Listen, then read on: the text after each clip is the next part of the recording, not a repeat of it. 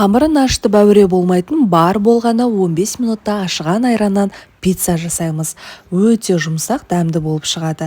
Егер осындай ашыған айрандарыңыз болса, төгуге асықпаңыздар. Сөйт деген ең бірінші қолыма перчаткемді киіп алдым да, айтпасам қазір жазады ғой, перчаткең қайда деп. Сөйтіп тірлікке кірістім. Алдымен тестасын дайындаймыз. Ол үшін ашыған айран, дәміне қарай тұз, разрыхлительді қосып, бөлме температурасына сары майымызды қосып, ұнымызды аз мөлшерден сала отырып, жұмсақтау қылып қамыр елестер. Қамырларыңыз қолдарыңызға жабысса да ештеңе қылмайды. Бетін жауып 5 минутқа қалдырамыз.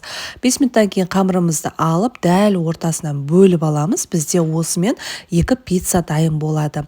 Жұқалау қылып, қатты жұқа емес, енді орташа мөлшерде осылай жайып шығып, пергамент қағазының үстіне қоса қоясыздар да кетчугімізді жағамыз. Қыздар, бұл жерде айта кететін жайт, сапалы пергаментная бумага болсын, сол кезде асты жабыспайды. Қалаларынша салмаларыңызды салып, қызып тұрған пеште 180 градуста 15-17 минуттай пісіріп аламыз.